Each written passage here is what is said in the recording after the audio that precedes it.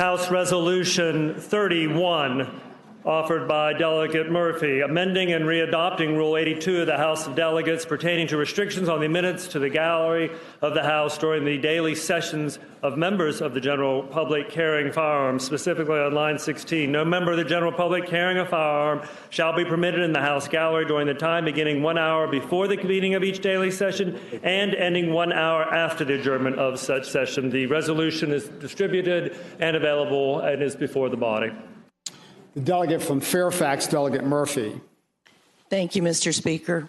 Mr. Speaker, I've asked for this rule change so that our rules are consistent with our colleagues in the Senate, where guns are not allowed in the gallery during the time they are in session. I ask that we not allow guns in the gallery. It is not an effort to infringe on anyone's right to bear arms. It is, however, an effort to ensure our safety and the safety of those who visit us. These are challenging times. We have witnessed some devastating acts of gun violence across this country. We've witnessed it in schools, in movie theaters, music venues, nightclubs, workplaces, even in churches and the U.S. Congress. This rule would not ban guns from the Capitol building, but it would keep them out of the gallery while we're in session. When I first came here as a delegate, I have to tell you that I was nervous about the idea that people could have guns in the gallery above us. So I spoke with Scott Taylor, our former colleague and a former Navy SEAL, and I asked him what he thought. And he stood here on the floor with me, and he turned around and he looked up, and after a minute he said, "You never want the enemy above and behind you." In other words, you're a sitting duck. I've spoken with our security staff, and to a person, they agree with me that we should not allow guns in the gallery here when we are on the floor and in session. They are the good guys. They are the ones who should have the guns.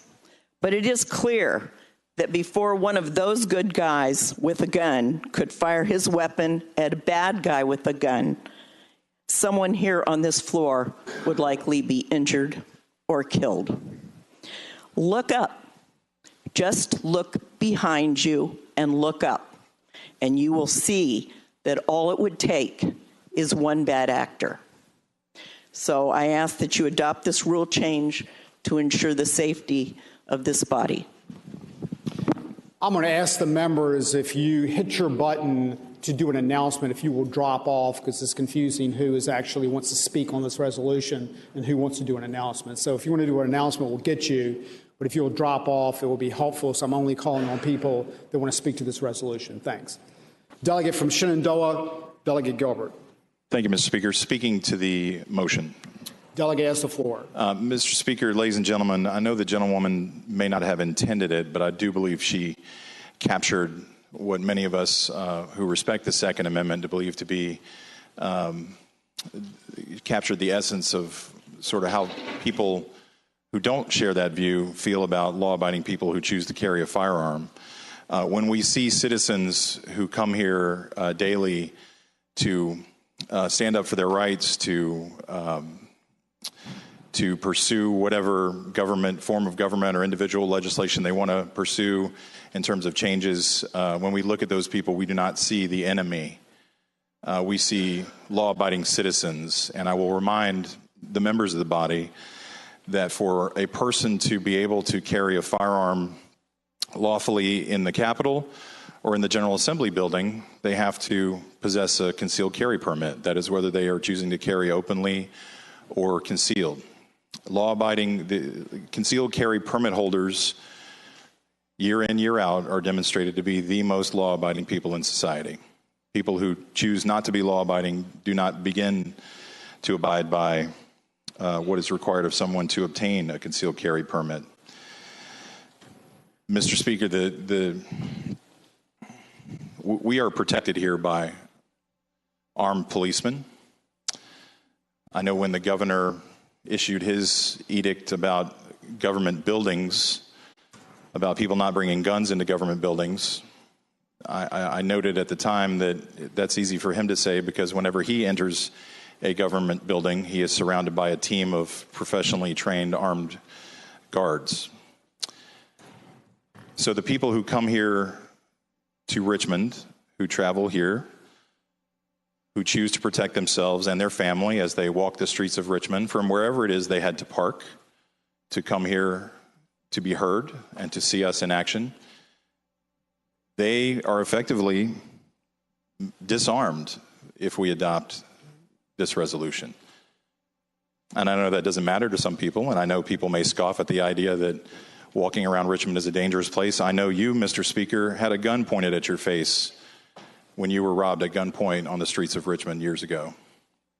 So to effectively disarm those people, say, you can come visit us, and even though you're a law-abiding citizen and even though you have a permit, we're going to need you to leave your gun in the car, I think does a disservice to them, endangers them while we will be here perfectly safe otherwise, and that we should not do that to our constituents and the citizens who come to visit us here. So again, for all those reasons, Mr. Speaker, I would ask that we defeat the resolution. The delegate from Alexandria, Doug Levine. Mr. Speaker, speaking to the rule change. Delegate has the floor. Mr. Speaker, members of the body, the rule change that Delegate Kathleen Murphy wants to institute prohibits all members of the general public in the gallery. Doesn't prohibit law enforcement. Doesn't prohibit the members I know and I've met in this chamber that have guns with them on the floor or in their offices.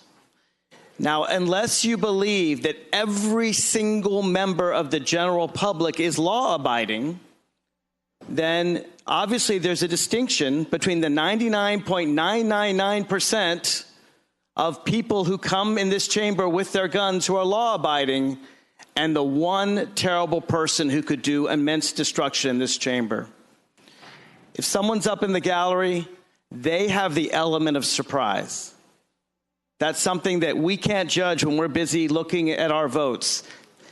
And even our wonderful law enforcement cannot watch every single member of the gallery at all times. They just don't have 23 eyes. The Senate prohibits this. The United States Congress prohibits this. And people in the gallery are safe. While they're here, they don't need to have weapons that could make all of us in danger. Thank you, Mr. Speaker. The delegate from Rockbridge, Delegate Klein. Thank you, Mr. Speaker. Speaking to the resolution. Delegate has the floor. Thank you, Mr. Speaker. Ladies and gentlemen of the House, I hope it would be the pleasure of the House to not agree to the resolution. I appreciate the gentlelady's statement. We want everyone to feel safe. And as to the gentleman's speech regarding law-abiding citizens, I think he would find that current law, which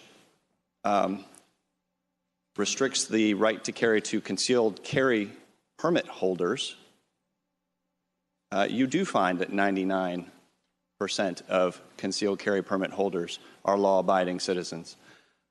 But it goes further than that, ladies and gentlemen. I would say that, as was said by the gentlelady, she means no harm to our Second Amendment right to carry. But that's exactly what this does. It does infringe on the Second Amendment rights of law-abiding citizens. But you also have a First Amendment right to peaceably assemble and petition your government for redress of grievances. You should not have to give up one right to protect another. And we want to ensure that everyone can come to this body and watch the oldest continually elected lawmaking body in the Western world operate. And if they feel that they need to be protected by carrying a firearm during that process, they should be able to do that. So I hope it would be the pleasure of the body to defeat the resolution. Shall the resolution be agreed to?